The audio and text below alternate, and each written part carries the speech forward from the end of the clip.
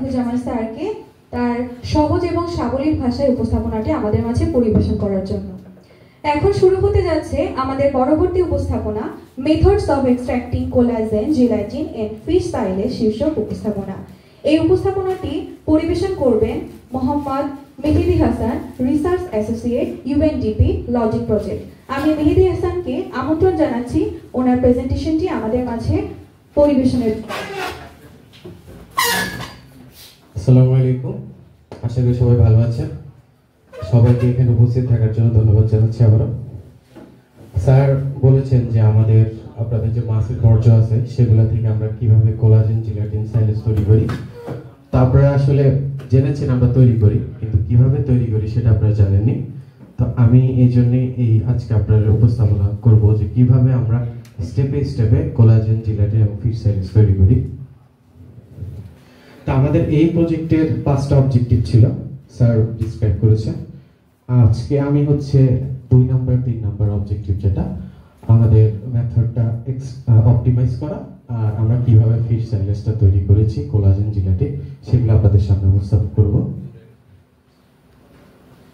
তো প্রথমেই আসি কোলাজেন কিভাবে আমরা বের করেছি। আমরা যখন কোলাজেন নিয়ে জানতে পারি যে কোলাজেন একটা ভ্যালুয়েবল প্রোডাক্ট, তখন আমরা কিভাবে কোলাজেনটা এক্সট্রাক্ট করব সেটার জন্য আমরা বিভিন্ন রিসার্চ পেপার ঘাটাঘাটি শুরু করি, যে আমরা কিভাবে প্রোটোকলগুলো তৈরি করা আছে। তা আমরা সব রিসার্চ পেপার ঘেটে 3টা এক্সট্রাকশন মেথড আমরা সিলেক্ট করি, এবং যেখানে স্টেপগুলো আমরা আমি যদি বাংলায় বলি সেটা আমরা প্রথমে স্কেলটা নিয়ে এসে শুকিয়ে সেগুলোকে ধুয়েছি, তারপরে আমরা ডিমিনারেলাইজেশন করেছি। মানে আপনারা দেখবেন যে স্কেলে কালো কালো একটু কালার থাকে, তো সেই কালো কালো কালারটা আপনার ক্যালসিয়াম ফসফেট, যেটা মিনারেল। সেই মিনারেলটা যদি আমার কোলাজেনে থাকে, কোলাজেনের কোয়ালিটিটা ডিগ্রেড করে।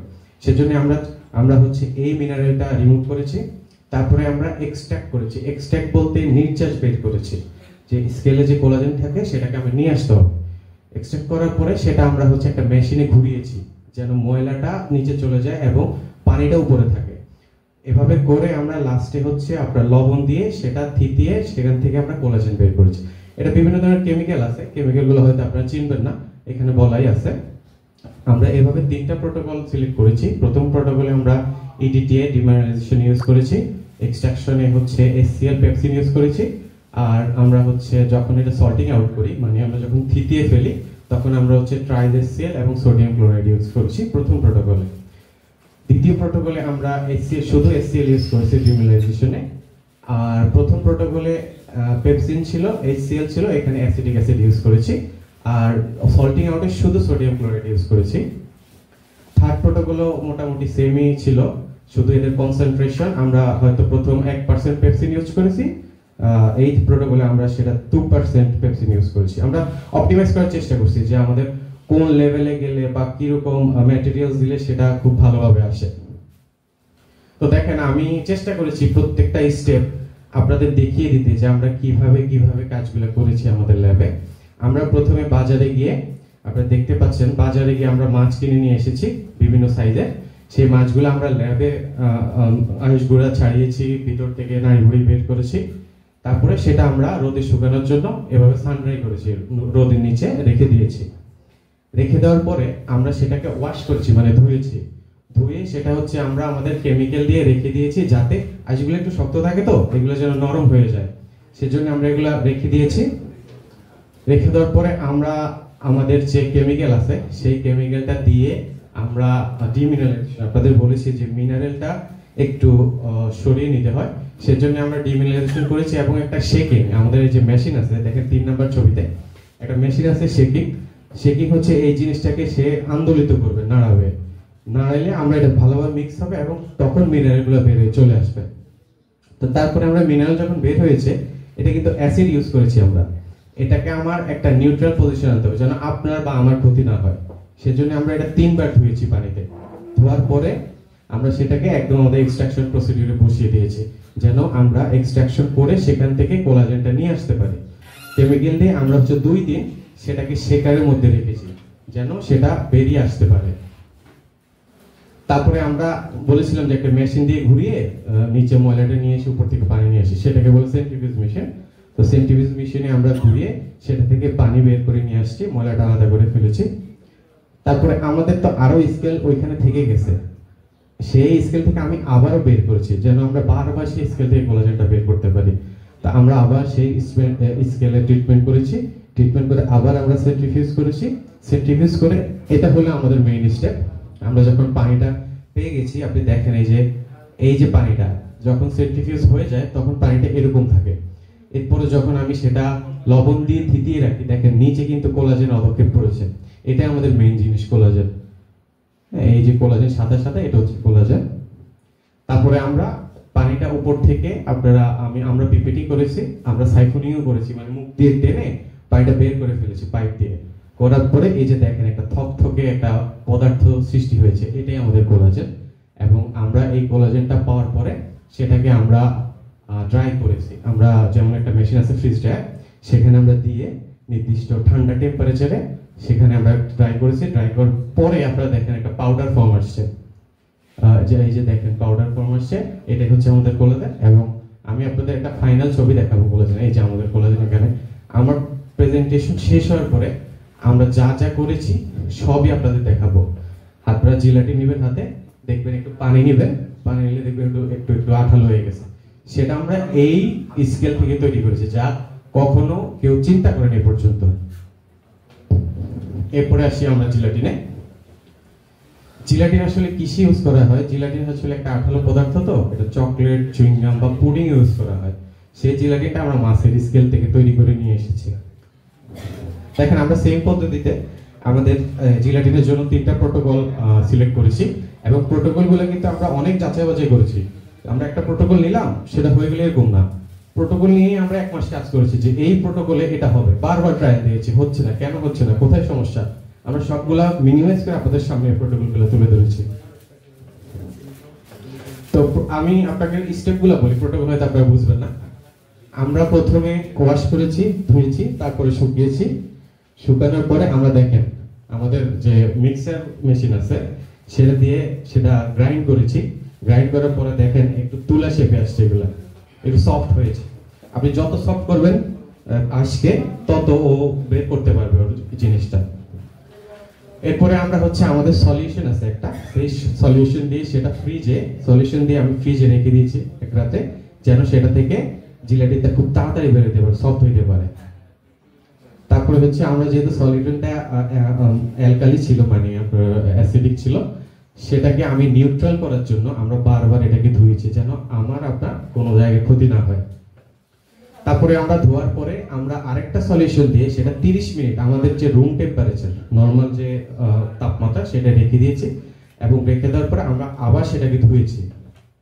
ধোয়ার পরে এটা আমাদের মেইন স্টেপ জিলাটিনের, সেটা হচ্ছে আমরা তখন স্কেলগুলোকে নিয়ে আমরা আমাদের নির্দিষ্ট টেম্পারেচারে 80 থেকে 90 মিনিট সেটা আমরা জাল দিয়েছি। কতক্ষণ জাল দিয়েছি? 2 ঘন্টা। 2 ঘন্টা জাল দেওয়ার পরে সেখান থেকে আমরা পানিটা নিয়েছি, স্কেলটা ফেলে দিয়ে পানিটা নিয়েছি।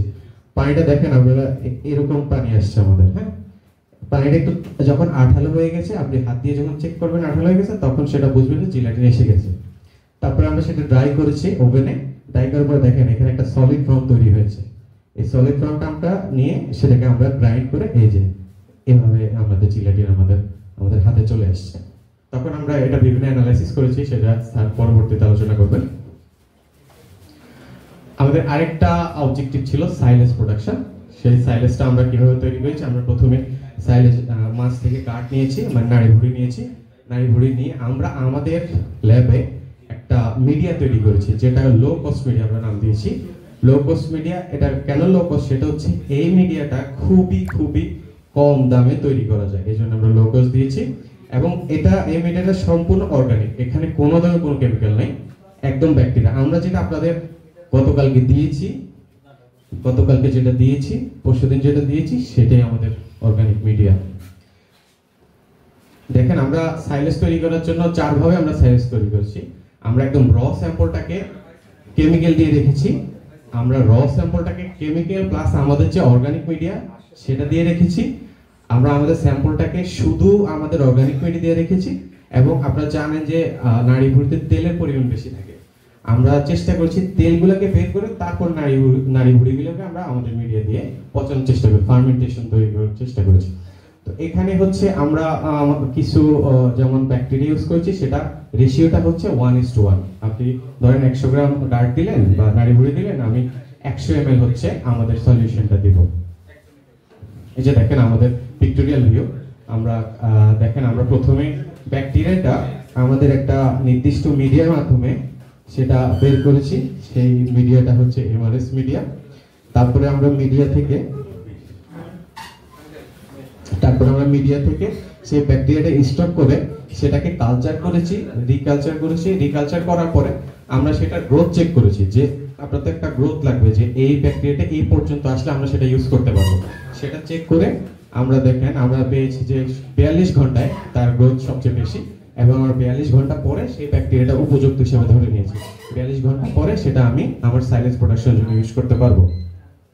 দেখেন আমরা তারপরে আমাদের লো কস্ট মিডিয়াটা তৈরি করেছি, এবং লো কস্ট মিডিয়া তৈরি করার পরে আমরা চেক করেছি তার পিএইচ লেভেল। এই ব্যাকটেরিয়াটা আসলে পিএইচ 4 এর নিচে কাজ করে। যে ব্যাকটেরিয়াটা আমরা ইউজ করেছি সেটা একটু অ্যাসিডিক কন্ডিশনে কাজ করে। আমরা এই জন্য চেক করেছি যে আমাদের ব্যাকটেরিয়া দেওয়ার পরে সেটা 4 এর নিচে নেমেছে কিনা। হ্যাঁ, আমরা সাকসেসফুল হয়েছি এটাতে, যে আমাদের অ্যাসিডিক কন্ডিশন তৈরি হয়েছে। তারপর দেখেন আমরা আমাদের ব্যাকটেরিয়া প্লাস মিডিয়াটা একসাথে মিক্স করে সেটার নাম দিয়েছি অর্গানিক অ্যাসিড মিডিয়া। যেহেতু এখানে কোনো ধরনের কেমিক্যাল নেই, শুধু অর্গানিক ব্যাকটেরিয়া, সেজন্য আমরা এটার নাম দিয়েছি অর্গানিক অ্যাসিড মিডিয়া। তারপরে আমরা দেখেন নাড়ি ভুঁড়ি নিয়ে আমরা হচ্ছে আমাদের যে মিডিয়াটা সেটা নাড়ি ভুঁড়ির সাথে মিক্স করেছি। মিক্স করার পরে আপনারা দেখেন যে নাড়ি ভুঁড়ি কিন্তু একদম এই যে একদম দেখেন হ্যাঁ, একদম সলিড জিনিস। আপনারা অবাক হবেন, দেখেন নাড়ি ভুঁড়িটা সে কিভাবে ভেঙে ফেলেছে। দেখেছেন, এটা 10 দিন রাখার পরে এটা ছবিটা এরকম আসছে, একদম সে একদম লিকুইড করে ফেলেছে। তার মানে তার পাওয়ার কতটা। তারপরে আমরা যখন এটা ড্রাই করে আমরা দেখেন এখানে একদম পাউডার ফর্মে নিয়ে এসেছি। এটাই হচ্ছে আমাদের সাইলেজ। তো আমরা চেষ্টা করেছি যে আমাদের প্রোটিন, আপনারা জানেন যে মাছের জন্য প্রোটিন খুব ক্রুশিয়াল। তো আমরা চেক করেছি যে আমাদের 4টা যে আমরা টাইপ ইউজ করলাম, অ্যাসিড প্লাস আমাদের অর্গানিক অ্যাসিড প্লাস শুধু অর্গানিক অ্যাসিড প্লাস তেল বের করে অর্গানিক অ্যাসিড ইউজ করা, এর মধ্যে প্রোটিন লেভেল সবচেয়ে বেশি কোনটা, যে আমি কোন পদ্ধতিটা ইউজ করলে একটা পদ্ধতি ইউজ করবো যেটাতে প্রোটিন বেশি। আপনারা দেখেন এখানে সবচেয়ে বেশি প্রোটিন পাওয়া গেছে অর্গানিক অ্যাসিড, যেটা আমরা শুধু ব্যাকটেরিয়াতে ইউজ করেছি। তো এটা আমাদের একটা, আমরা মনে করি যে আমাদের একটা সাকসেস, যে আমরা নিজেরা তৈরি করতে পেরেছি এরকম একটা জিনিস। আমরা পরে চেষ্টা করেছি যে আমাদের কমার্শিয়াল ফিড এবং ফিশ সাইলেজের একটা পুষ্টিগত গুণের দিক দিয়ে কম্পেয়ার করা, যে কোন দিক থেকে কোনটা ভালো আছে। তো আপনারা যদি জানেন যে কমার্শিয়াল ফিডের অনেক দাম, প্রায় 100 থেকে 150। তো আমরা যদি আমাদের সাইলেজটা কমার্শিয়াল ফিডের সাথে সাপ্লিমেন্টারি মানে অর্ধেক ইউজ করতে হবে, তাহলে দেখবেন আপনার কস্ট রেশিও অনেক কমে গেছে, প্লাস প্রোটিনের পার্সেন্টেজটা ঠিক আছে। এটা স্যার সামনে আলোচনা করবেন। তো আমাদের এই সাইলেজ আর লো কস্ট ফিডের অ্যাডভান্টেজ আমরা তুলে ধরেছি। যেমন আমাদের সাইলেজ তৈরি করতে খুবই কম টাকা লাগবে, আর আমাদের এই সাইলেজগুলো যেহেতু আমরা মাছের নাড়িগুলিটা ফেলে দিই, আমরা কিন্তু সাইলেজ তৈরি করার মাধ্যমে আমাদের নাড়িগুলোকে ইউজ করে আমাদের ওয়েস্টটা কমাতে পারি, আমাদের কার্বন ডাইঅক্সাইডের লোডটা কমাতে পারি। এবং এটা খুবই একটা সহজ পদ্ধতি, আপনি দিয়ে রাখবেন হয়ে যাবে। আর আমাদের লো কস্ট মিডিয়া দেখেন এখানে বলাই আছে যে লো কস্ট মিডিয়ার কস্ট মাত্র 30 থেকে 35 টাকা পার লিটার। এটা খুবই কম দামি এবং আমাদের খুবই হাতের নাগালে কম্পোনেন্ট গুলো আছে, আমরা যদি পারি এটা ইউজ করব। এই যে দেখেন আমাদের সাইলেজটা দেখতে এরকম, আমাদের এখানে সবই আছে, আমি দেখাবো। স্যার যদি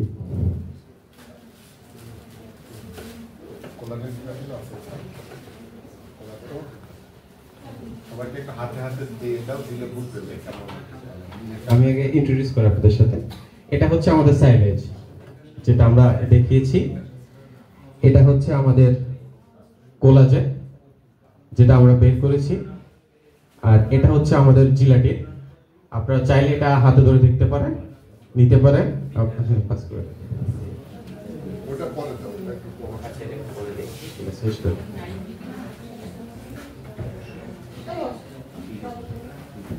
আপনারা এতক্ষণ যে জিনিসগুলো দেখলেন, আপনারা দেখলেন যে এই জিনিসগুলো আমরা আলাদা আলাদা পাত্রের মধ্যে আমরা দিব, আমরা আপনাদের কাছে দিব। হ্যাঁ, একটু শেষ করে আমরা আপনাদের কাছে পাঠিয়ে দিব। আমরা আমাদের এই স্লাইডটা একটু আপনারা মনোযোগ দেন। সেটা হচ্ছে এতক্ষণ আপনারা দেখেছেন যে আমরা প্রত্যেকটা জিনিস আলাদা আলাদা ভাবে তৈরি করেছি, এক একটা পাত্র আলাদা আলাদা ছিল।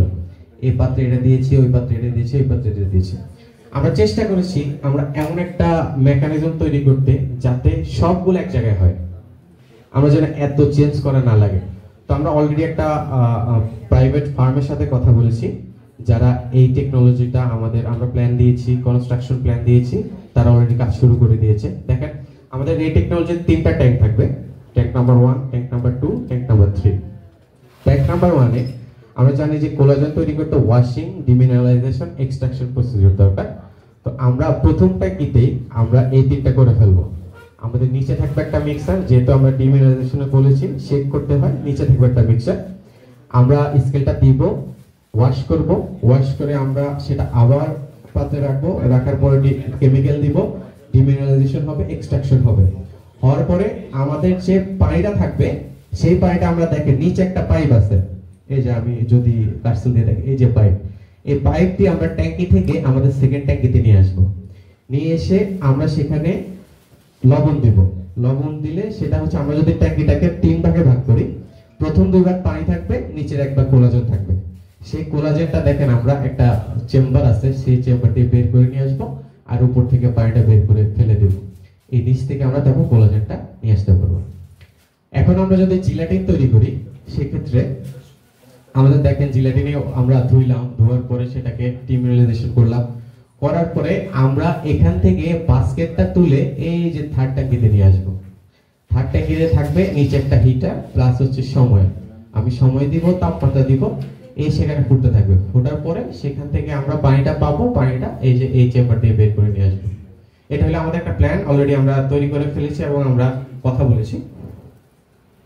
তো আমি একদম শেষ পর্যায়ে আমি আপনাদের বোঝার সুবিধার্থে ছোট্ট করে আবার ব্রিফ করি। সেটা হচ্ছে আমরা আমাদের যে 5টা অবজেক্টিভ ছিল, সেই অবজেক্টিভের মেইন অবজেক্টিভ ছিল যে কিভাবে কোলাজেন, জিলাটিন এবং সাইলেজ তৈরি করতে পারি।